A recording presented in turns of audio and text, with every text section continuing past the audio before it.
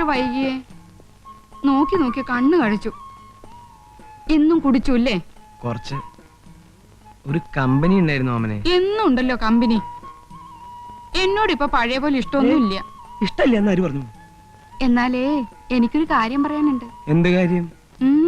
ഇപ്പൊ പറയില്ല, പിന്നെ പറയാം. എപ്പോ? പിന്നെ മമ്മി ക്ലബിൽ പോയിരിക്കേ ഡാഡി. നിന്നോട് ഇത്തിരി തണുത്ത വെള്ളം കൊണ്ടുവരാൻ പറഞ്ഞിട്ട് ഇപ്പൊ കൊണ്ടുവരാൻ കുഞ്ഞെ. ഡാഡിക്ക് പറഞ്ഞൂടെ ഡാഡി ഇല്ലാത്തപ്പോ മമ്മി ക്ലബിൽ പോണ്ടെന്ന്? പറയണം.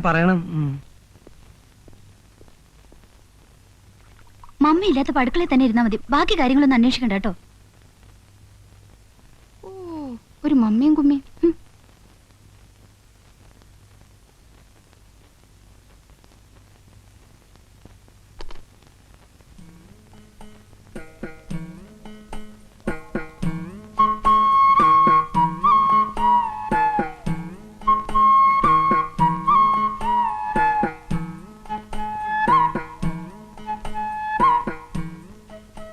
ഓമനെ,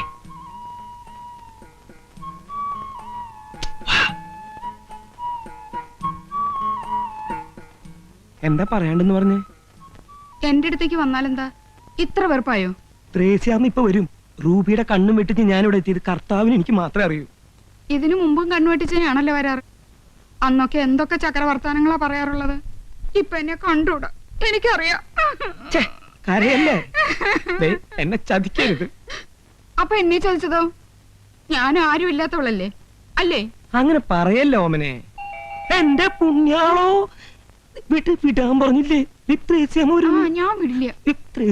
വന്നാണല്ലോ അല്ലാതെ. നീ വരുന്നു, വായിച്ചു നോക്കൂ. കത്ത അത് മുഴുവൻ തകർത്തു. നിങ്ങൾ എന്താ ഇവിടെ കിടന്ന് പരുങ്ങുന്നത്?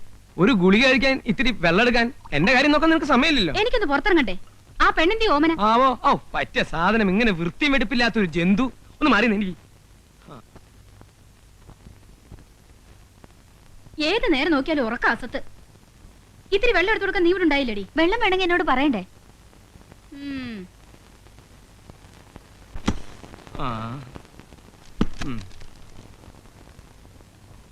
പ്രിയപ്പെട്ട ചോട്ടന് ഗാമുകി ഓമന എഴുതുന്നത്.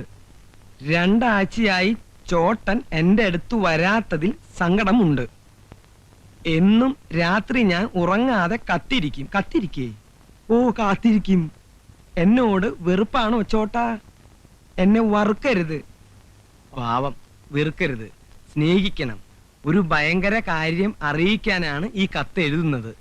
എന്റെ മാസക്കളി തെറ്റി. എന്റെ മാസക്കുളി തെറ്റി. ഞാൻ ഗർഭിണിയാണ്. എന്റെ പുണ്യാണ്.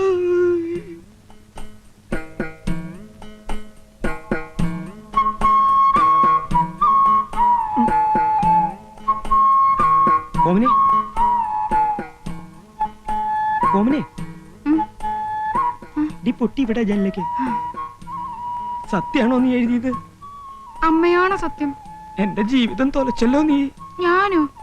രാത്രി കുടിച്ച് വെളിവില്ലാതെ എന്റെ മുറി കേറി വന്നിട്ട് ആട് തരാന്നൊക്കെ പറഞ്ഞ് എന്നെ മയക്കി നശിപ്പിച്ചിട്ട് ഇപ്പൊ ഞാൻ തൊലച്ചെന്നോ?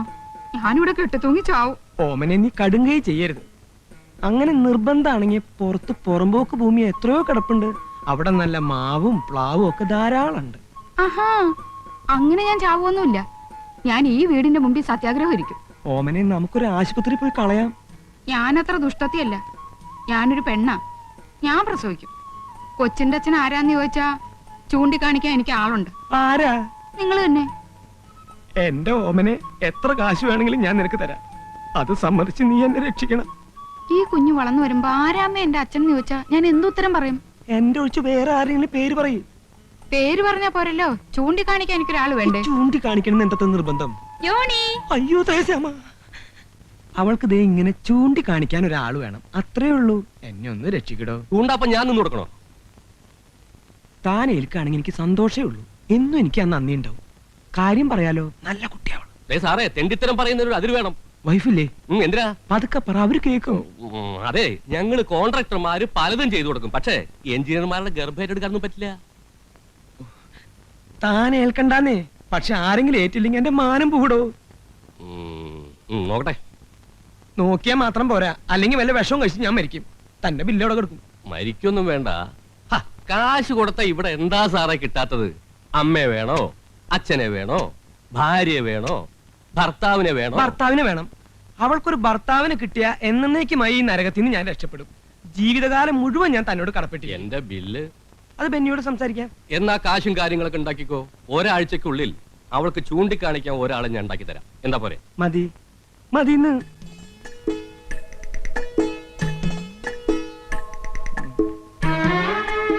ആ, ദാ, ദാ. ആ, നടന്നോ. എന്റെ പൊന്നു കള്ള.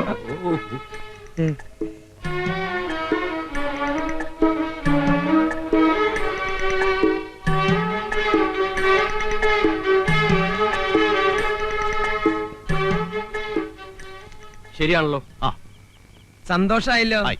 ബാക്കി എല്ലാം ശരിയാക്കിയിട്ടുണ്ട്. നിസ്സാര വാടകയ്ക്ക് ഒരു വീട്, അത്യാവശ്യം ഫർണിച്ചർ, പൈങ്കിളി പോലത്തെ ഒരു കുട്ടി, ആഘോഷിക്ക് പാലും പഴവും, അത്യാവശ്യത്തിന് മറ്റതും ഉണ്ട്. അതൊക്കെ നിങ്ങൾ തന്നാമതി, എനിക്ക് പോണം. പോവേ? അപ്പൊ ഫസ്റ്റ് നൈറ്റോ? എന്നോട് പറഞ്ഞ ജോലി ഞാൻ ചെയ്തിട്ടുണ്ട്, ബാക്കിയൊക്കെ നിങ്ങളുടെ കാര്യം. നാരായണ ചതിക്കല്ലേ. ഇപ്പൊ തന്നെ നീ പോയ അവൾ എന്റെ പഠിക്ക സത്യാഗ്രഹത്തിന് വരും. അതിനിപ്പോ ഞാൻ എന്ത് ചെയ്യാനേ? അയ്യപ്പൻ നേരത്ത് പുലിവാലായില്ലോ. നാരായണ, കുറച്ച് ദിവസമെങ്കിലും അവളുടെ കൂടെ കഴിയേ. കൊച്ചിന്റെ അച്ഛനാണെന്ന് പറഞ്ഞ് അവൾക്ക് ചൂണ്ടിക്കാണിക്കേണ്ടതല്ലേ? അങ്ങനെ ചൂണ്ടിക്കാണിക്കാനൊന്നും എന്നെ കിട്ടുകല. താങ്കൾ വന്നേ. കരീംബായി പറഞ്ഞ ആൾ ഇവൻ തന്നെയല്ലേ? ഒരു കാര്യം ചെയ്യും, ഒരു 500 രൂപ കൂടി തന്നെ. എന്തിനാ? കത്തിക്കാൻ. അവനെല്ലാം ചെയ്തു വെച്ചിട്ട് അവസാനം കൊണ്ടേ കത്തിക്ക്. നാരായണ, ഇങ്ങോട്ട് വന്നേ. എന്താ? ഇതും കൂടി ഇരിക്കട്ടെ, നീ അകത്തേക്കല്ലേ. അകത്തേക്ക് പോടോ.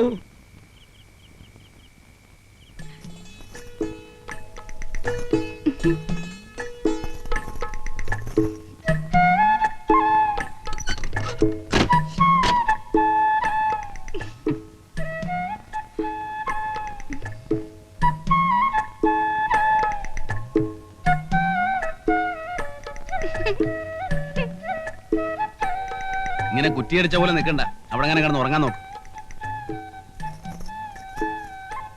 ഇന്നത്തെ രാത്രി ഉറങ്ങാൻ കഴിയോ ചേട്ടാ? എന്നാ തലകുത്തി നിൽക്ക്. എന്തിനാ വിളിക്കണേ? തമാശക്കാരനാണെന്ന് എനിക്ക് ആദ്യം കണ്ടപ്പോഴേ മനസ്സിലായി. ചേട്ടാ, ചേട്ടന്റെ പേര് നാരായണൻ എന്നല്ലേ? എന്റെ പേര് ഓമന. നാരായണനും ഓമന്. മിസ്സസ് ഓമന നാരായണൻ. നല്ല ചേർച്ച. ചേട്ടനെ കാണാൻ നല്ല ഭംഗിയുണ്ട്. എന്നെ ചേട്ടന് ഇഷ്ടായോ? പിന്നെ എനിക്കറിയാം, എന്നെ ആര് കണ്ടാലും ഇഷ്ടപ്പെടും. ഇങ്ങോട്ട് നീങ്ങിയിരിക്കുന്നേ. അവിടെ ഇരുന്നാ മതി. ആദ്യം സംസാരിക്കല്ലേ. ആദ്യ രാത്രി പെണ്ണും ചെറുക്കനും പരസ്പരം മനസ്സിലാക്കണം എന്നാ. എന്റെ ഓമനെ. എന്തോ, ഞാൻ എന്നും ചേട്ടന്റെ ഓമന തന്നെയായിരിക്കും. ഒരിക്കൽ കൂടെ വിളിക്കൂ ചേട്ടാ. വലിയ പുലിവാലായല്ലോ. അതെ, എനിക്ക് അങ്ങനെ ഒന്നും വർത്താനം പറഞ്ഞ ശീലമില്ല. ഓർക്കാൻ വരുന്നു. എന്നാ കിടന്നോ.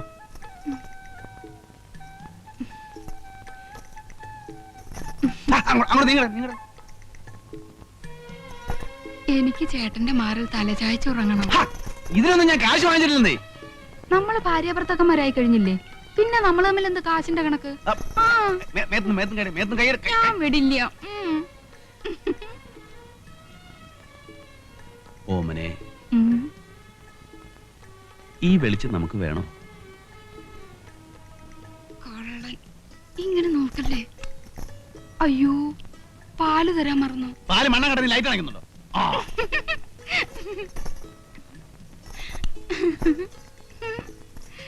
ആദ്യം ലൈറ്റ് അണയ്ക്കണ്ടെന്ന് പറഞ്ഞിട്ട് എന്താ ഒന്നും മിണ്ടാത്തെ? നാരായണേട്ടാ, നാരായണേട്ടാ, ഇതെവിടെ പോയി?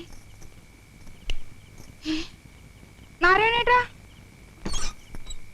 നാരായണേട്ടാ.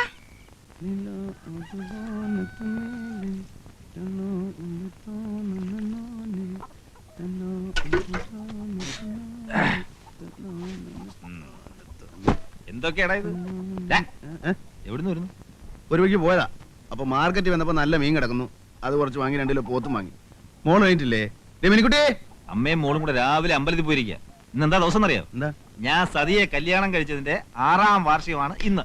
അയ്യോ, കഴിച്ചതെന്നൊന്നും പറയണ്ട, കഴിപ്പിച്ചതെന്ന് പറ. അന്ന് ഞാനില്ലായിരുന്നെങ്കിൽ ഇന്ന് നിന്റെ ചരമദിനമായിരുന്നേനെ. ചാട്ടം ചേരാനല്ലൂരുകാർ ഓരോ എല്ലും ഊരി എടുത്തേനെ. ഇന്ന് നമുക്ക് ആഘോഷിക്കലടാ, കലക്കി പൊളിക്കാം. ഇഷ്ടം പോലെ കാശുണ്ട്. എന്തായിരുന്നു കോള്? തല്ലോ കുടി ഒഴിപ്പിക്കലോ? അതൊന്നുമല്ല, ഒരു കല്യാണം. കല്യാണം നടത്തലോ കലക്കലോ? ഒരു കല്യാണം കഴിച്ചു. ആര്? ഞാൻ. കല്യാണം കഴിച്ചെന്നു? നീ എന്തായി പറയുന്നേ? എന്നിട്ട് പെണ്ണെവിടെ? ഞാനെങ്ങനെ അറിയാനാ? കഴിക്കാൻ പറഞ്ഞു, കഴിച്ചു, നമ്മുടെ ജോലി തീർന്നു, നല്ല കാശും കിട്ടി, നമ്മൾ പോന്നു. എനിക്കൊന്നും മനസ്സിലാവുന്നില്ല. നീ നിനക്ക് മനസ്സിലാവണമെങ്കിൽ മറ്റേ ഭാഷ പറയണം. എടാ, ഒരു ഉത്തരവാദിത്വമില്ലാതെ ഒരു പെണ്ണിനെ വെറുതെ ഞാൻ കല്യാണം കഴിക്കൂ? പെണ്ണിനെ അല്ലാണ്ട് പിന്നെ ആണിനെ കല്യാണം കഴിക്കുവോ? ഉത്തരവാദിത്തമൊക്കെ വയറ്റിലുണ്ടാക്കിയവന്. ആണായാലും പെണ്ണായാലും ഗർഭം ഉണ്ടായാലും ഇല്ലേലും ശരി, കാശ് കിട്ടിയേ ഞാൻ കഴിക്കും. ഞാൻ പോക്കരത്തരത്തിനോട് നേരം നിറയും. ചെറ്റത്തരമല്ലേ നീ കാണിച്ചേ? രാമു, വേണ്ടാത്ത കാര്യത്തിന് ചൂടാവരുത്. ഇന്നൊരു നല്ല ദിവസമാണ്, അത് കുളവാക്കല്ലേ. നല്ല ദിവസം എന്ത് യോഗ്യമുണ്ടോ നിനക്ക് പറയാൻ? നിന്നെയൊക്കെ മുക്കാലേ കെട്ടി അടിക്കാൻ വേണ്ടേ? മാറി കാടുകൊണ്ടാ മോനെ. തേങ്ങ കുല. നീ അങ്ങനെ ചെയ്ത് പറയാൻ? എന്റെ അച്ഛനോ അതോ കൂടെ പറപ്പോ? ഞാൻ നിന്റെ ആരുമല്ലേ? നീ എന്റെ ഒരു പുല്ലുമല്ല. ആവശ്യമില്ലാത്ത വർത്താനം പറഞ്ഞ അടിച്ചതിന്റെ കാരണം ഞാൻ പൊളിക്കും. ഞാൻ നിന്റെ ആരുമല്ലടാ, ഒന്നില്ലാത്ത പട്ടി. എന്റെ കൊല. അവന്റെ അമ്മയെ 16 തരത്തിലും മീൻ.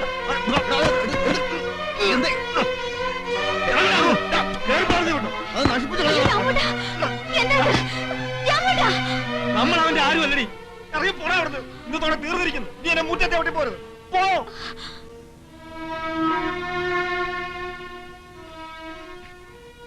ഓട്ടടി അവൻ. എന്തൊക്കെയാണ് രാമോട്ടെ കാണുന്നത്? എനിക്കൊന്നും നീ ഒന്നും മനസ്സിലാക്കണ്ട. അതോ ചോറും കൂട്ടാനുണ്ടാക്കാൻ നോക്ക്. ചെല്ല് ചെല്ല്.